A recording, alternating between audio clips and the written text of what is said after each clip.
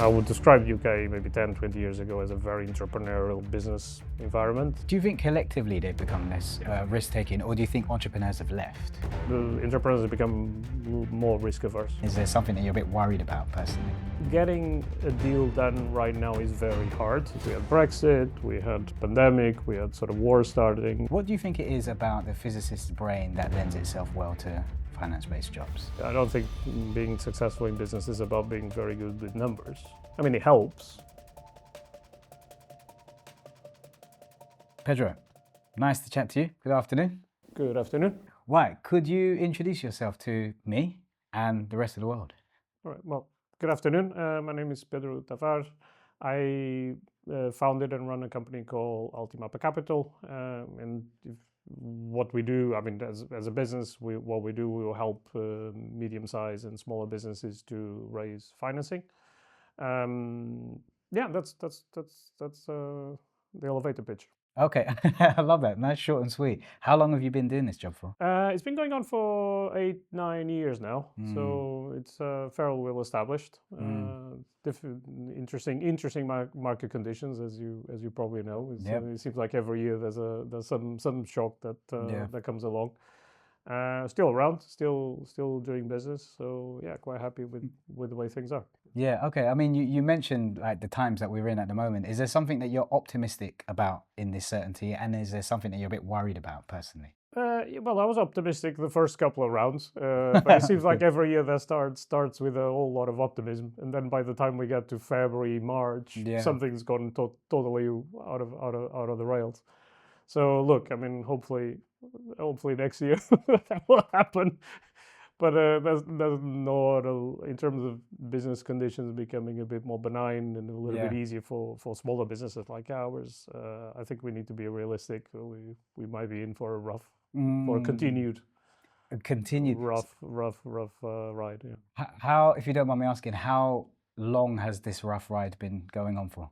Look, we started business, as I said, in 16, something like that. So the first couple of years are fairly strong, I would say, fairly good market conditions. We're coming into a new area, which we can go into if you guys want.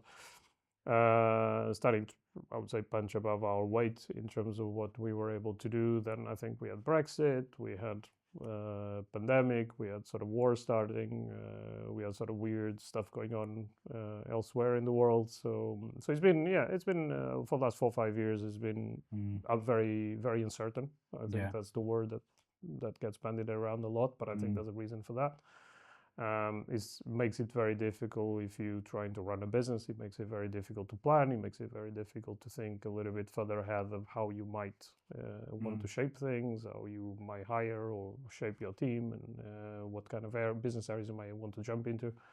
So it's all of that is made harder by not being able to rely on sort of things being kind of steady state. Yeah. Has there ever been a time in your business or in your professional life outside of this current business where things have seemed a bit more predictable and a bit more stable? Because I've had this conversation with someone downstairs, and this whole idea of certainty, I almost feel like there is no certainty, there's an illusion of certainty, right? Because we can't ever predict what's happening in the future. So did you ever feel more secure with how the landscape was going in the past? Well, there's degrees. There's degrees of certainty and degrees of uncertainty. Certainly, I think the last 5 or so years have been especially challenging from that perspective. If you go back, sort of, when we started the business 8, 9 years ago, things were a little bit more predictable. So yes, I mean, yes, life life is uncertain. So you got to get used to that. But there's degrees. Yeah, no doubt. Talking of uncertainty, we were having a chat before we came on camera, and we were talking about your, I guess, career trajectory. Can you tell me a little bit more about that story? Because I know it wasn't linear, was it for you? No, look, if you want to go back a bit, so yes, no, I mean, I got to where I am a little bit through a series of accidents, which I think is how a lot of people's lives sort of develop to a large extent.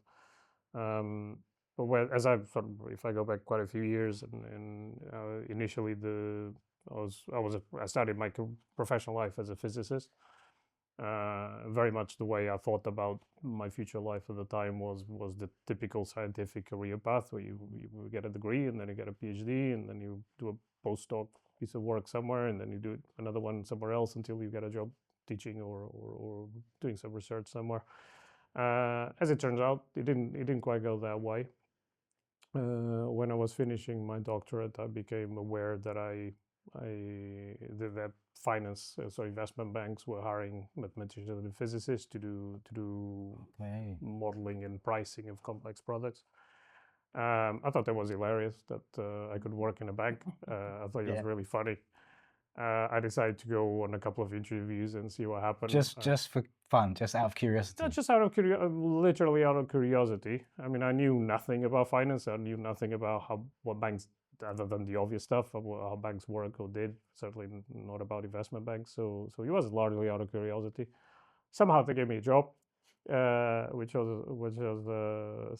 a little bit of a surprise. But I mean, at the time, but it was becoming a trend. I mean, at the time, it was becoming a trend. I mean, investment banks were doing more and more complex products in an area called derivatives.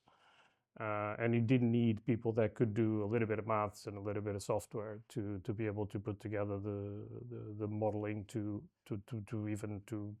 price and to understand how those products worked.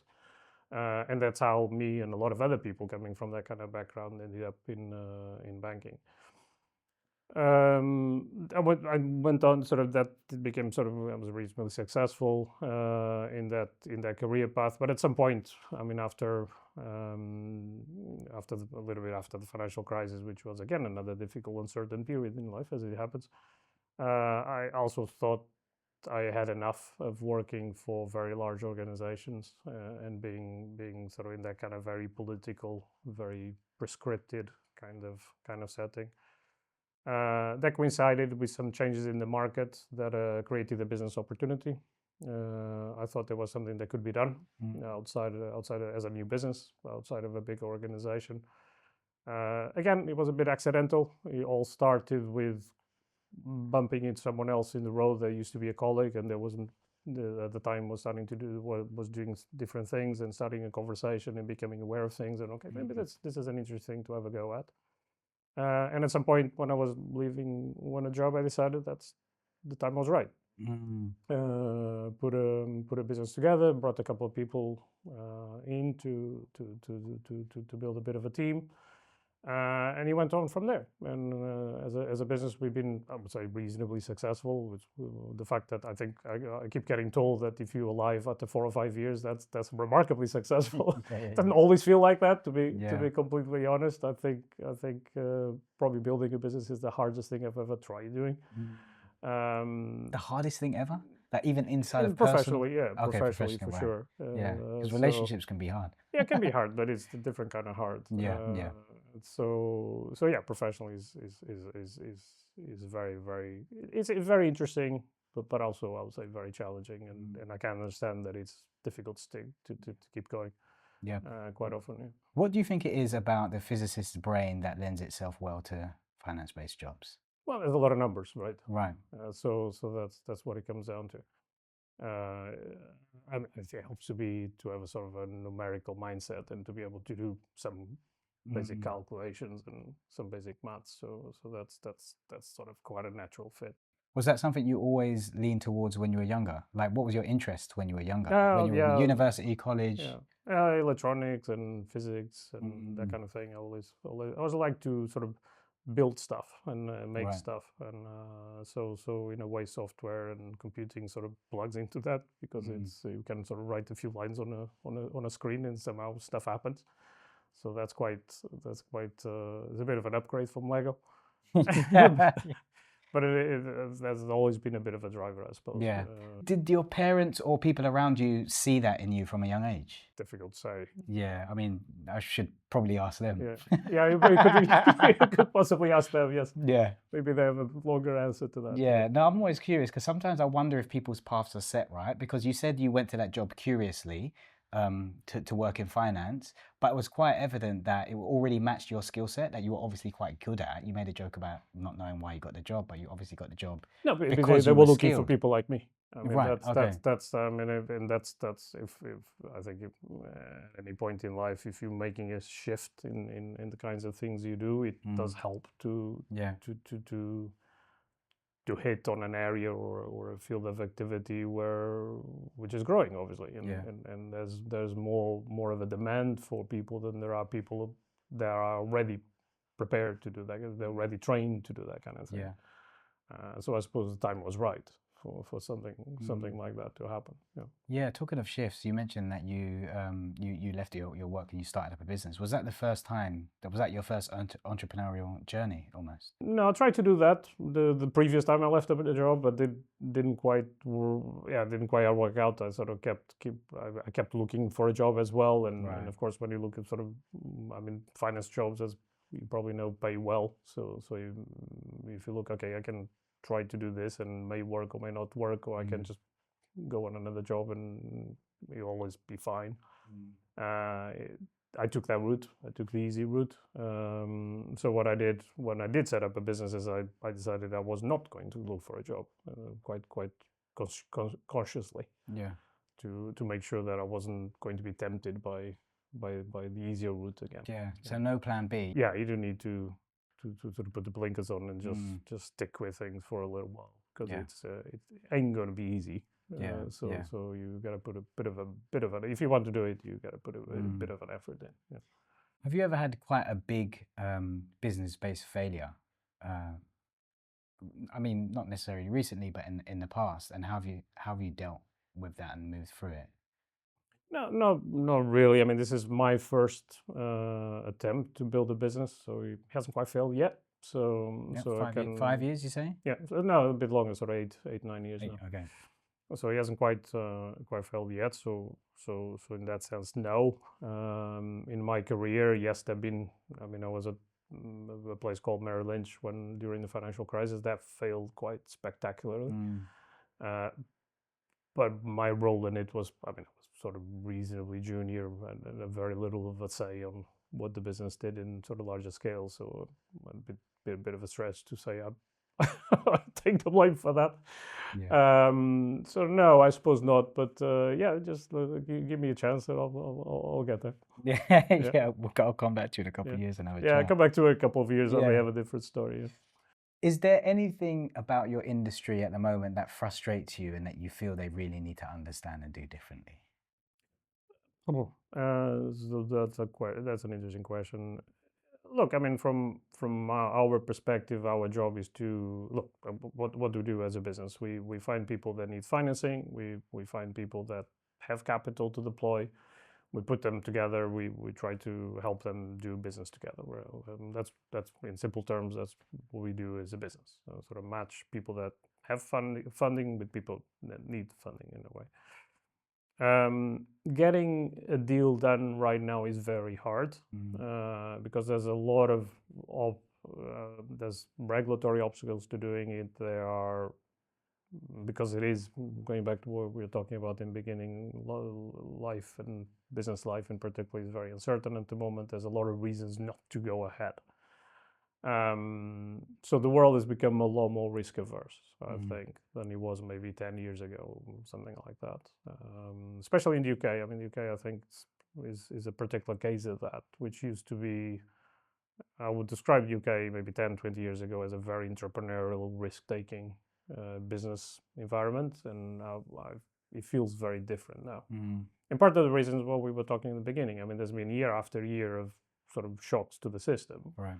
And at some point, I mean, like any kind of animal, you retreat and you try to not get hurt again, kind of thing. So you can understand why the business community in the UK has become a lot less risk taking. Do you think collectively they've become less Yes, I think risk so, taking, yeah. or do you think entrepreneurs have left? The entrepreneurs have become more risk averse. Oh wow. Yeah. Okay. And I think it's down to there's more things that can go wrong. And where would you put yourself on that scale at the moment in terms of risk vs reward? Difficult to say. I mean, I guess it's difficult to say. It's difficult to measure these things from the inside out. I don't know, actually. I'm not particularly risk averse in my life, obviously. Well, exactly. You can't start a business. So otherwise you wouldn't start a business Yeah, in your yeah, 40s. yeah. I mean, that's quite bonkers. Um, but then again, I'm not I don't think I'm too impulsive either. So yeah. So it's difficult to say. Yeah, difficult to say it's difficult to measure that from the inside out. Yeah. Yeah. Is there anything that you're particularly excited about now? Because we're talking about a lot of uncertainty, people are not taking risks, but on the flip side, is there any? Yeah, we have a new business initiative into a new area. Not quite ready to talk about that. We're sort of a little bit of stealth mode at the moment. Okay. No, it's just, I mean, it's you need to build it up before you're ready to come out into the open. You need to be a little bit ready.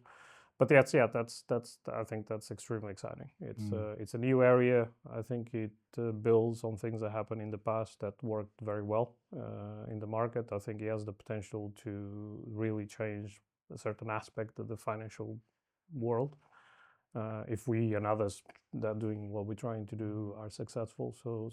And there's a lot of it to do. So that could be quite exciting. Okay. Probably interview me in 6 Yeah, months I or was a gonna year's say, time. you've been breadcrumbing me. You've been teasing me with a lot of then we like can tell you about potential, it. yeah, follow-ups. Yeah. I'm sure people would want to know about that stuff, but they can't yet because it's not happened. I guess I've got one more question before I go into my quick fire round for you, right? For anyone that's listening or watching that might be running their own business or thinking about starting up a business in the current climate, is there any advice you would give? Elon Musk has a good line on that, even though he's not Elon Musk, okay. Even though he's not what he used to be. Bring it into the he's not what he used to be, and a lot of things have changed. But I think in an interview at some point he said, if you're ever thinking about starting a business, you're not sure, don't. Oh, if you're not sure, don't. Don't, because it's going to be a lot harder. It's going to take a lot longer. It's going to cost a lot more than you ever think you will. And that is, I think that is fairly wise advice. For current times. For any time. Starting a business is hard. Oh, right. So you're saying for any time?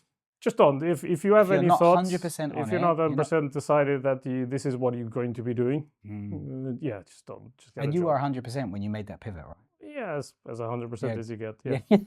So you in the 90s, excellent. Yeah, 99. 99 is good enough for me. 98 and a half, yeah. Yeah, 98.5 recurring. No, look, if you were asking advice, so two things. That's one. Right.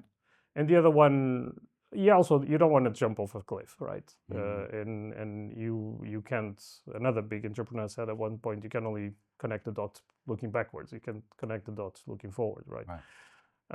So you don't really know when you set out if you get the right idea for the right time and you're the right person to deliver it. A number of things need to come together, right?